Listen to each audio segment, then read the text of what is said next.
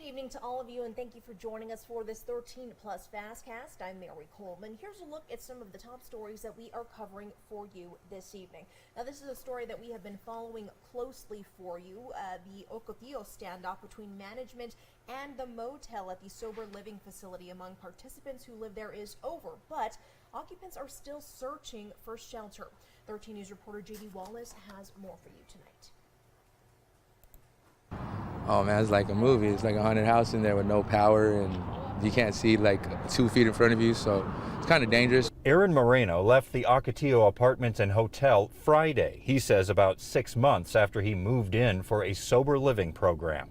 It never started. It was supposed to, but it never did. So, were you looking for help? Well, yeah, of course. Well, that's why we're all here in the first place. You know what I mean? We all needed that help, and they were offering it, so we took it, but it wasn't what it was cracked out to be, you know. Ocotillo management says the program, some have called Happy Times, and New Direction has also been associated with this program, stopped paying, owes Ocotillo $360,000, and stuck them with hundreds of program participants with nowhere to go. So many of them didn't leave. They're condemning it, I guess they said. They're going to put a fence up. And the standoff ultimately ended when Tucson code enforcement found the property no longer had electricity and its fire suppression was vandalized to the point that the place was unsafe. Even after the struggle to stay, Moreno says he knows who is ultimately to blame. More or less the program, not the management, you know what I mean? They're just, I guess they're getting the fraud end of it too, so I don't know. It seems like we're all losing here, you know, and those other guys are gone, nowhere to be found, so.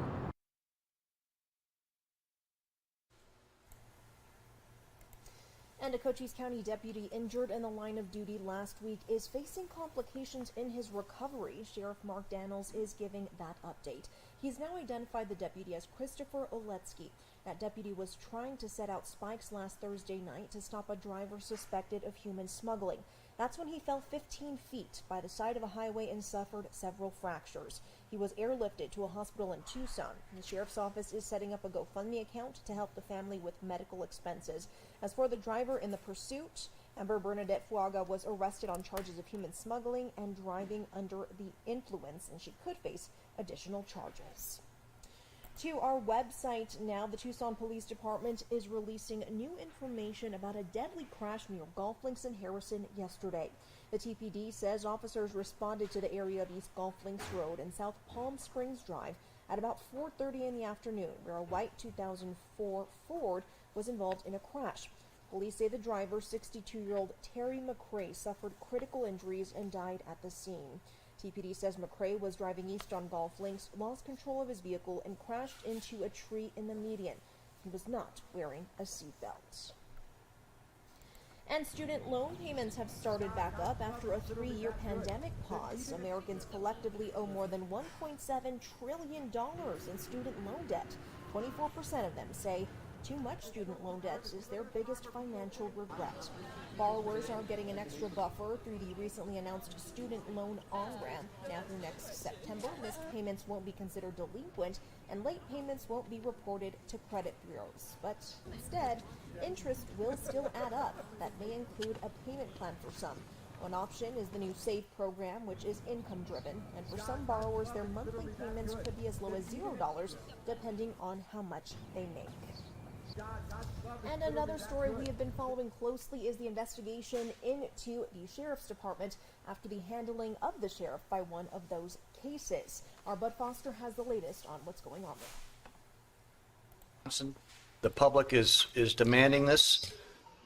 The optics are terrible. It was a narrow vote by the board on September 19th, 3-2, to ask the state to investigate the sheriff's handling of an internal rape investigation involving at least 2 of his officers.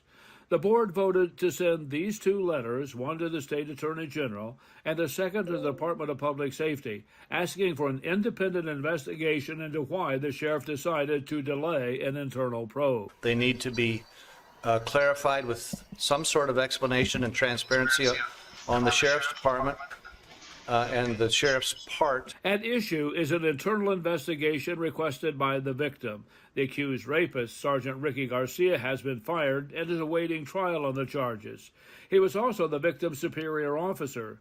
2 others in her chain of command, she says, were aware of the alleged rape but did nothing to stop it. Nanos put the internal investigation on hold until the criminal probe is complete, which he says is standard procedure. Rarely do we do an internal investigation before the criminal's done.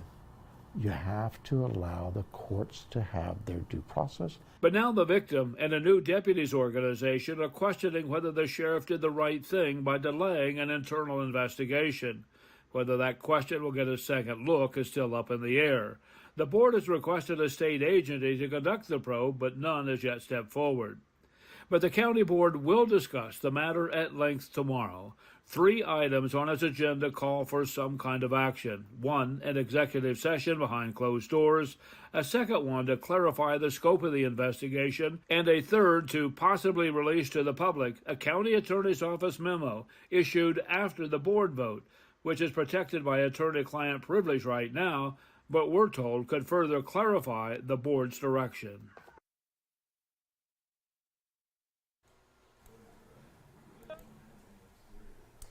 And another story to tell you about: a few dozen U.S. military service members are back active after being discharged for refusing the COVID-19 vaccine. According to data by the military branches, only 43 sought to rejoin of the more than 8,000 discharged. This comes 8 months after the vaccine mandate was officially repealed. The military mandated the vaccine for only 15 months, from August 2021 through January of this year. It was rescinded as part of the National Defense Authorization Act. And Pope Francis has suggested for the first time that people in same-sex unions could be blessed by Catholic priests. However, it would be on a case-by-case basis, as he calls it. The Pope made the suggestion in a letter to his harshest critics within the Catholic ranks. While the pontiff reiterated the Church only recognizes marriage as a union between a man and a woman, he opened the door for blessings of individuals in same-sex unions, according to that letter. Now, the Pope's response appears to contradict his statement in March when he said the Church could not bless same-sex unions because they could not bless sin. The latest development appears to be a nod to a decision made by the German Church, which allowed same-sex unions to receive a Catholic blessing in August. The rodeo kicked off at noon with the next generation of rodeo champions. The junior rodeo was a lot of fun. Yeah, we're excited to come back next Sunday and see my niece compete in the finals. Did the barrel racing, who won first place. The pro events followed at 2, where anyone in attendance had the chance to see a variety of festivities, from bull riding to steer wrestling. Seeing all the animals is awesome. I've never been to a rodeo, so this is awesome. And my mom is here, so it's even better. It's getting her to see this. Well, just in time for the start of what they call engagement season, diamond prices are taking a bit of a hit as many consumers shy away from luxury goods like jewelry. In today's Consumer Watch, Jen Sullivan has a closer look at what exactly is going on there. Diamond prices are dropping, but don't expect to see cheaper prices at your local jewelry shop. According to Zeminski Global Rough Diamond Index, prices for rough diamonds, the raw, unpolished, and uncut stones, are the lowest they've been in a year. And one economist says the price drop, plus a robust U.S. labor market, could contribute to a surge in marriage proposals. It's easy to find a job. Jobs are plentiful. And it's one of the reasons why you're seeing an increase in household formations. So what's behind the plummeting prices? Industry analysts are linking the slump to declining sales at the jewelry counter, saying many post-pandemic consumers shy away from luxury and discretionary goods and spend on more traveling, eating out, and other experiences. Households actually had quite a lot of savings. They could insulate themselves. It comes as the largest jewelry company in the U.S. predicts a marriage proposal boom. According to Signet Jewelers, engagements will soar as high as 2.5 million in 2024. I think that's a very good sign. It gives you just a really strong sense of just how robust portions of the consumer market are and just how solid the U.S. economy is. For those looking to propose this year, don't expect cheaper diamonds. Analysts say retailers don't typically adjust in-store prices based on price fluctuations to products on the short term. For example, a 1-carat round diamond at the store is on average 3% more expensive right now than it was in January of 2020. For Consumer Watch, I'm Jen.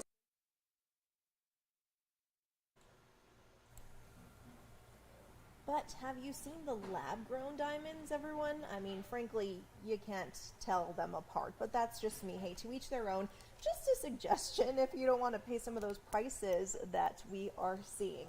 Well, we will leave you with a live look outside right now overlooking the Tucson metro area. Things looking pretty gorgeous and frankly feeling pretty gorgeous. Have you been outside this evening?